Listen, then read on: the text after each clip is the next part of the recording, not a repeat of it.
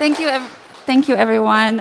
First of all, thank you for sitting patiently through our technical troubles. And I just want to thank everyone for staying to the end of the conference for our talk. I know it can be a lot over 2 days. I'd also like to thank Yuho for inviting me to speak again.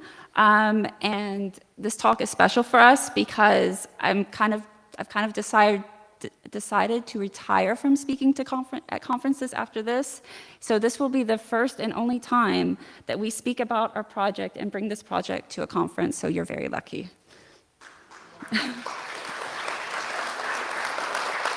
And I hope a lot of you have gotten a chance to play with it and you were curious and you actually touched it.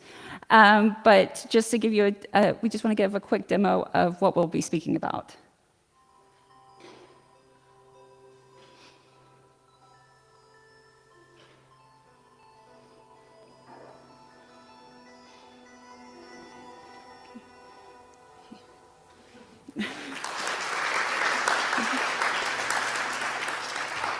So,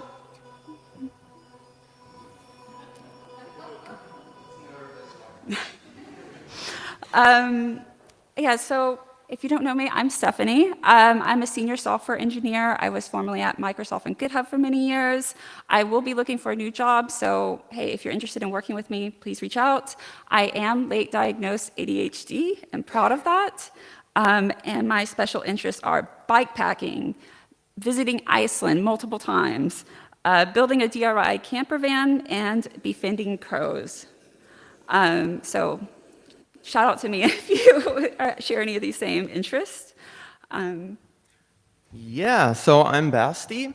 I'm a collector of diseases, and that to me means that I have a lot of learning disabilities like ADHD, dyslexia, dyscalculia, and also dysgraphia.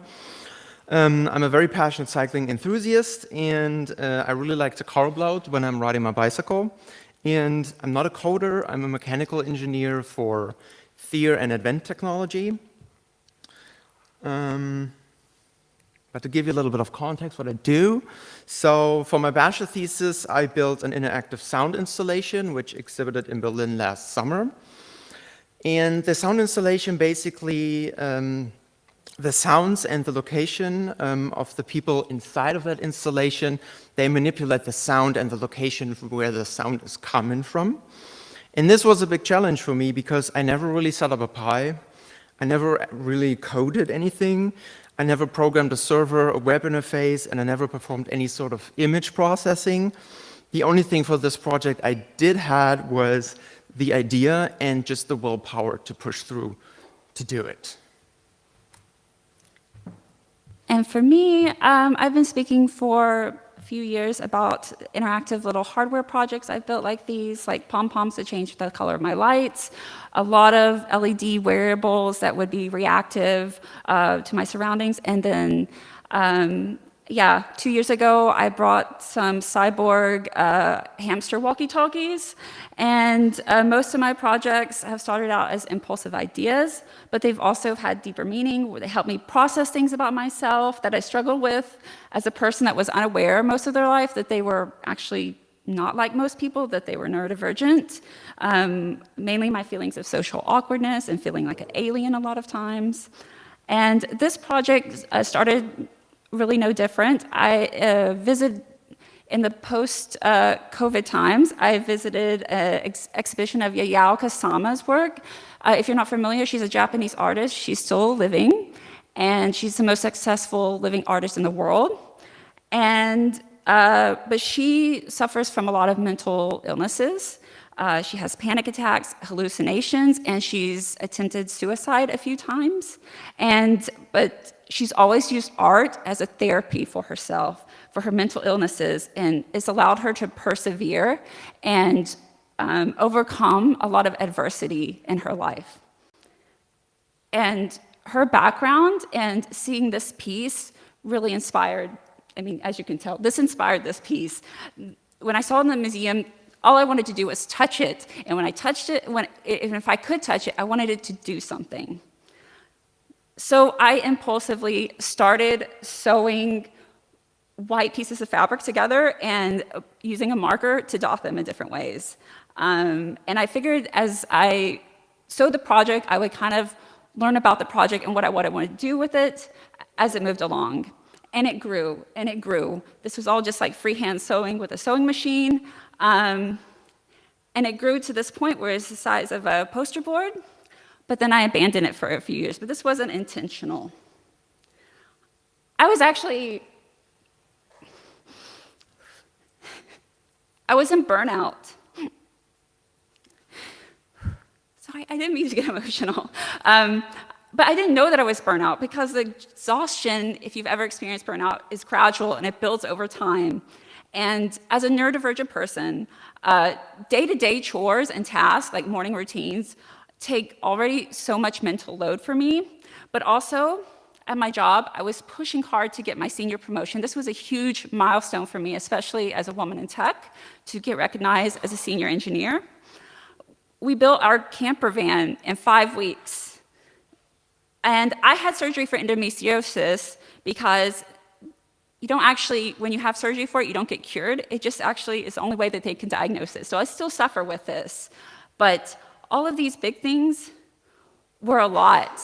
And even though I was accomplishing all these big things and so many other little tiny little things every single day, I was still beating myself up, thinking I was completely unproductive and not doing enough every day. And in hindsight, I can look back and say, wow, everything I did was so impressive. I did all these amazing things. How could I not have realized I was in burnout when I was clearly so deep in it? I couldn't see the big picture because my baseline perception of myself and my productivity is just inherently distorted for me. Even when I'm non-burnout, it's so easy, especially being late diagnosed, that always judge yourself against other people. And I know this is not unique to the neurodivergent experience, but my inner critic is so harsh, and I never feel that I'm doing enough, and I always feel like I'm falling behind because I can struggle so much with these everyday tasks. And this is effectively how I buried myself in burnout without really recognizing I was in burnout. But I did have a hint that I ignored. I should have realized when I was running out of creative energy, when I didn't want to work on this project, when I didn't want to finish it, when I didn't have new creative ideas coming, since the last future front end with my hamsters, that should have signaled to me that something was up. But I internalized as I needed to try harder, and that was a bad approach. Don't do that. What I needed to do and what I've been doing for the past few months is resting and doing things to actually recharge me, and that's alone time and spending a lot of time in nature and cycling. So started this project in 2021 before I even knew Sebastian. But I decided during this break I've been taking to pick it up again, and I thought this would be amazing just to therapeutic to finally finish this project, release it out into the world, and move on so I could have fresh ideas maybe come up.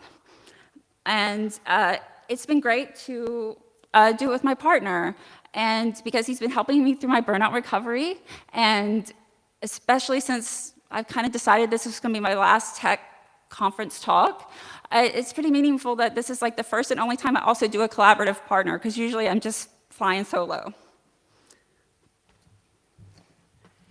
Yes, so during the last month, basically, we decided to reboot this project, obviously, and we wanted it that it's kind of a little cute, fun art piece that can hang up in our apartment. We walk by, we play with it, and that's basically the whole idea about it.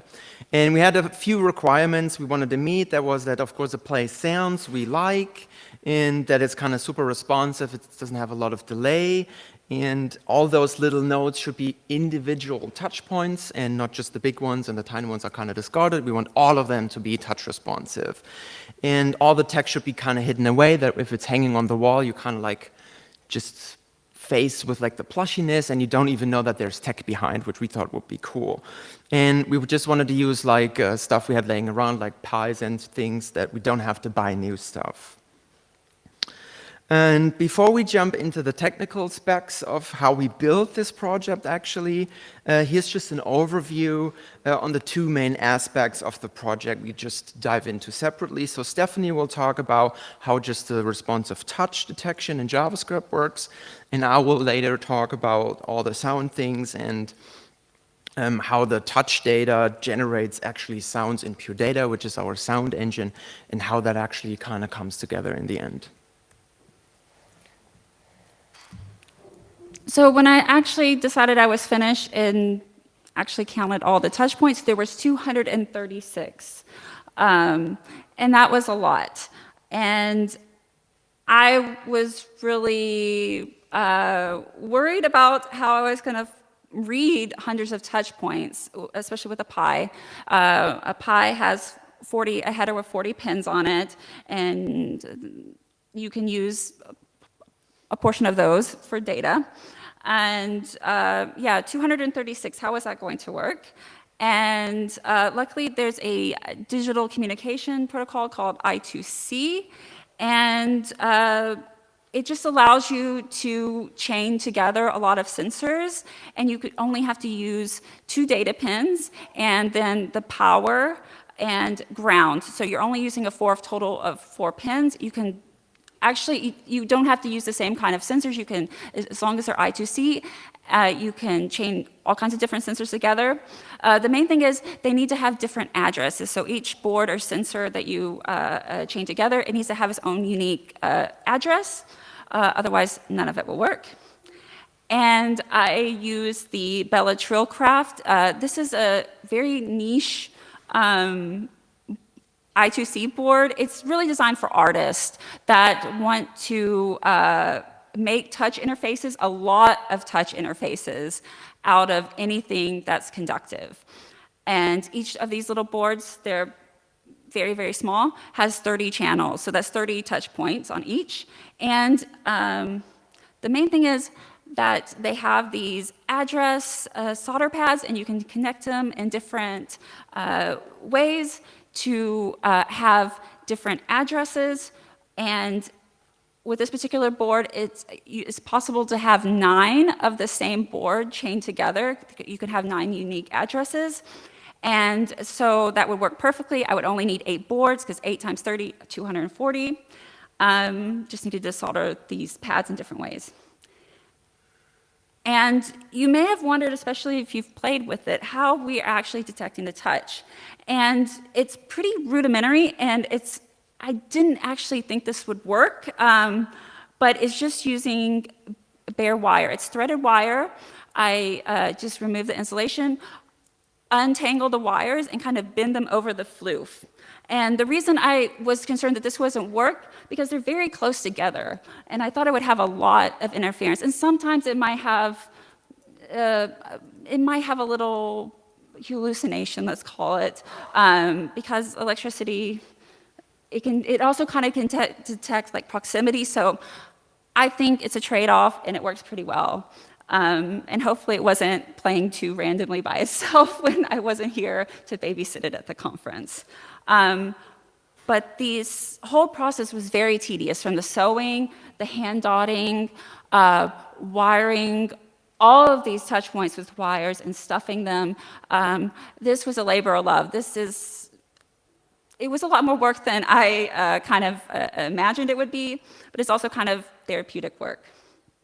And then this is a sneak peek of what it actually looks behind the foam board on the back. It is a mess of wires, but you can see how I'm chaining all the I2C, the needed wires there, into just 4 main cables, and that's plugged into the Pi.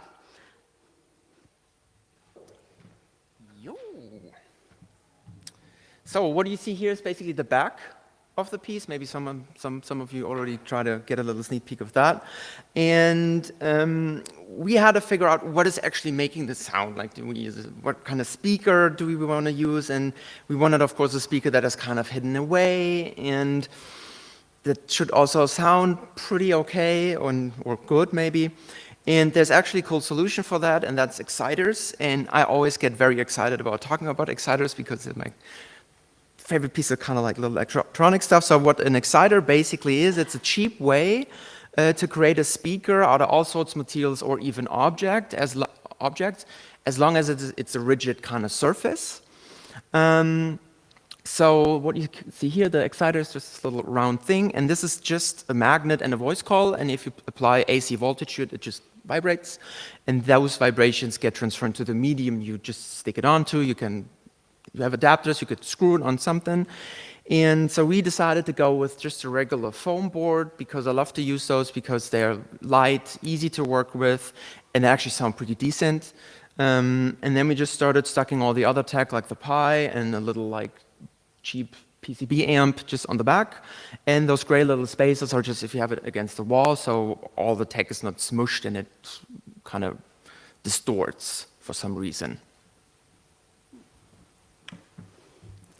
So since this is a coding conference, I want to just quickly go over like how I'm actually detecting this touch with this breakout board in JS.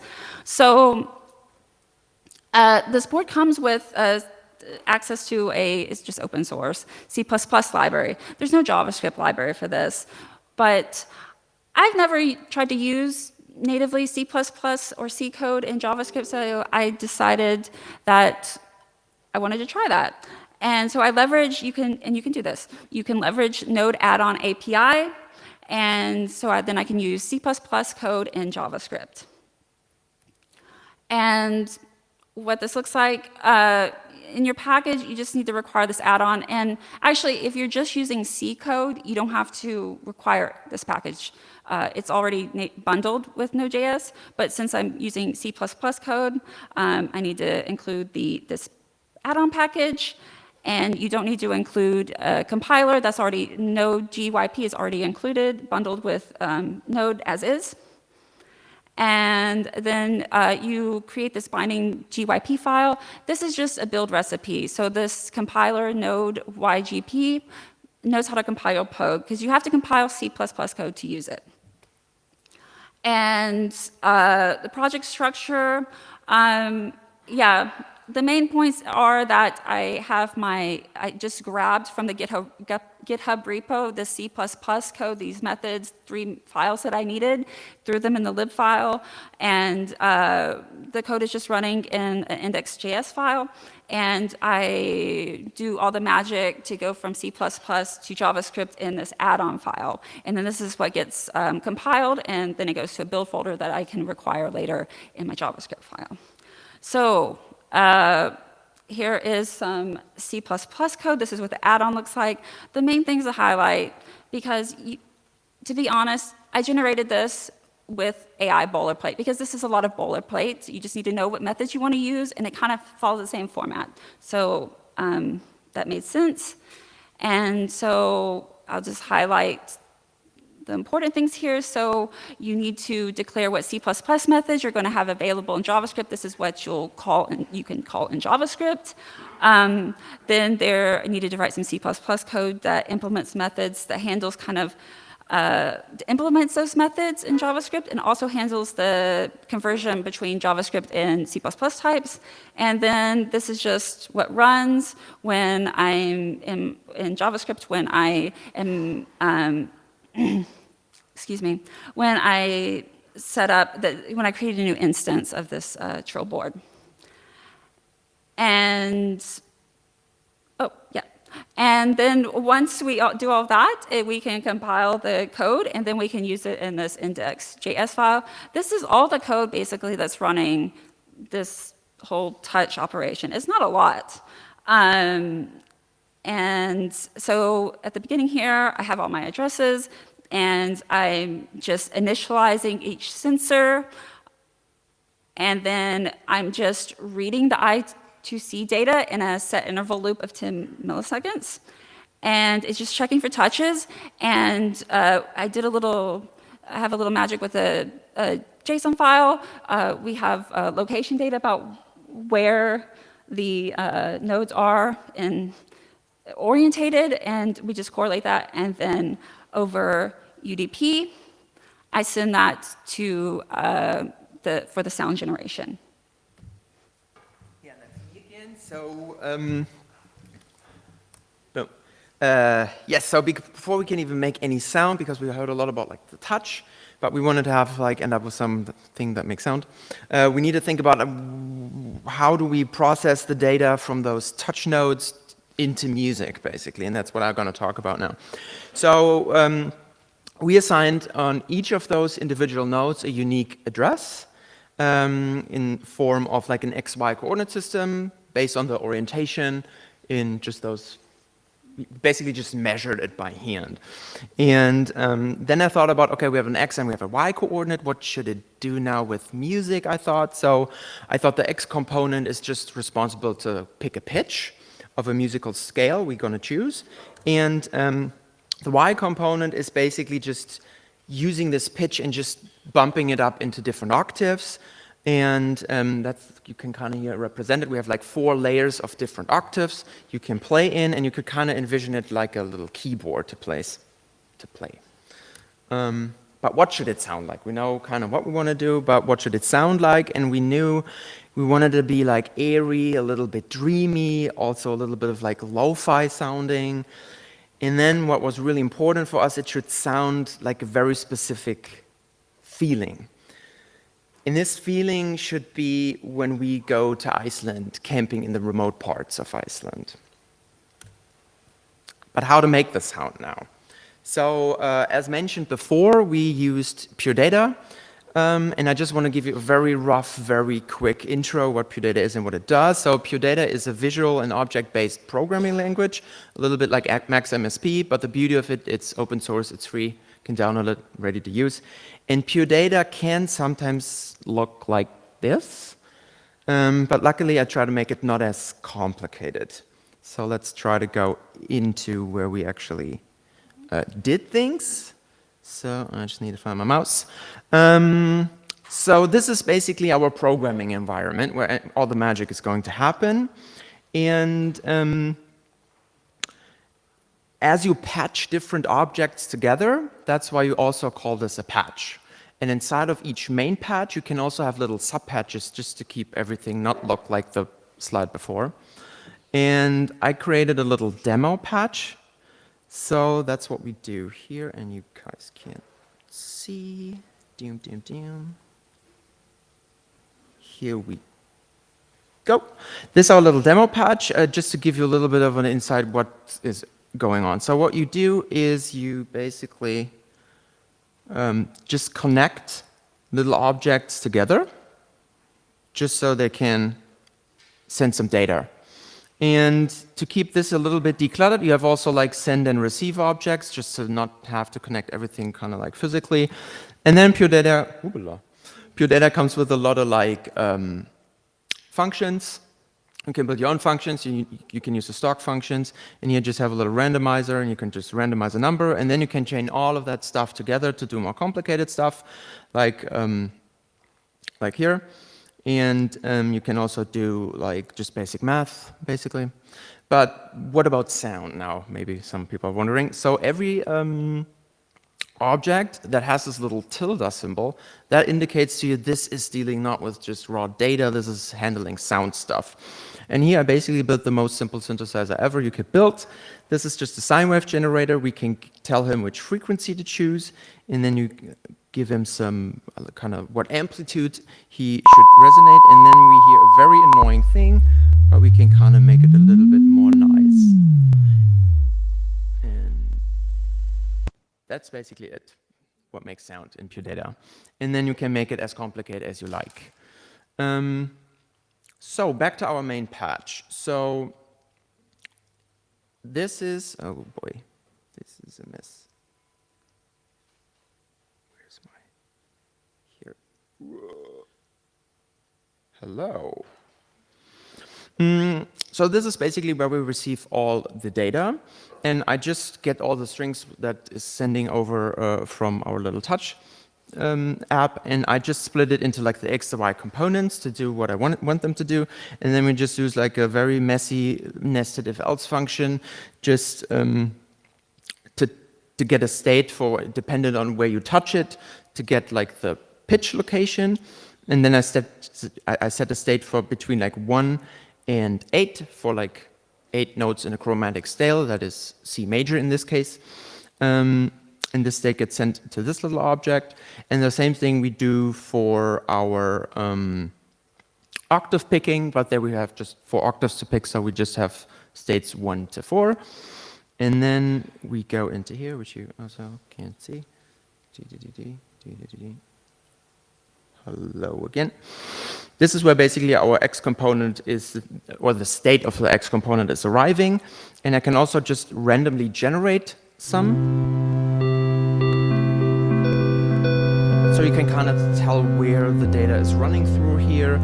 And here we are just selecting the inputs or the states, and then we select a MIDI pitch. That is just a protocol number on the MIDI protocol of, it's basically the location of a keyboard key, so to speak. And that needs to be converted into a frequency because our oscillator module, that needs to know what frequency is it supposed to play. And that's what we basically do in here. So let me close that really quick. We go back, and this is the beauty about Pure Data. Now we come out of this object, and we kind of know where we have to go next because we're kind of connecting things together. And this little guy here is just a synthesizer you hear when you play it, this little beep bobbity, this sound. And that's the only part of the patch you can actually manipulate and what makes the sounds.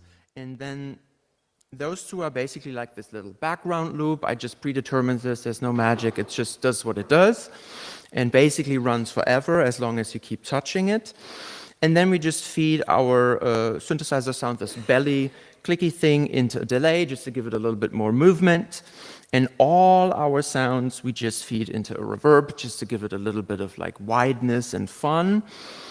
And then this other stuff here you can ignore because that's just sending all the audio data out to our amplifier, that goes to the speaker, and that's basically all the magic that's happening in Pure Data for this project. The mouse. Bam. Bam. Okay, so yeah, we're in the section, our talk is under the category AI and machine learning, and if you're looking at our talk description before, you may be wondering where we used AI, since I promised that we would use it in the musical compositions generated. We didn't, sorry. I only used a little bit of AI for writing code that I was too lazy to write, but I still had to understand it when I did the Node add-on because it was really good at that. Yeah, we wrote the description before we actually started working on the project again, and it was our intent, oh boy. It was our intent to play around and experiment with AI, but during our creative process, there just wasn't a compelling reason for us to use AI to add cohesion to the sounds because we already liked how it sounded and they blended together as is.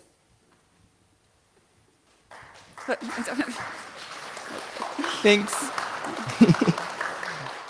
Yeah, so additionally, we didn't want to delegate like this work or the learning opportunity of this work to AI, and just like experimenting and working together and designing the sounds, that was already so much fun for us. So yeah, it was fun and enjoyable, so we just didn't want to delegate that as well. And we just want to encourage you to just be creative and just be messy sometimes and follow through on an idea, even if that means you just have to actually learn the skills to build it, and to build the things you want to build and to really understand what they do. And then they are to us, through this process, they were way more meaningful to us. And be mindful of what learning opportunities you might miss out on, just outsourcing to AI. And yeah, for me, it's just like evaluating even if the work is difficult, is it worth me doing as a learning opportunity? And as we end our talk, I wanted to leave you with this poem that I really liked. It's titled "For a Student Who Used AI to Write a Paper." Now I let it fall back in the grasses. I hear you. I know this life is hard now. I know your days are precious on this earth. But what are you trying to be free of? The living, the miraculous task of it? Love is for those who love the work. Thank you.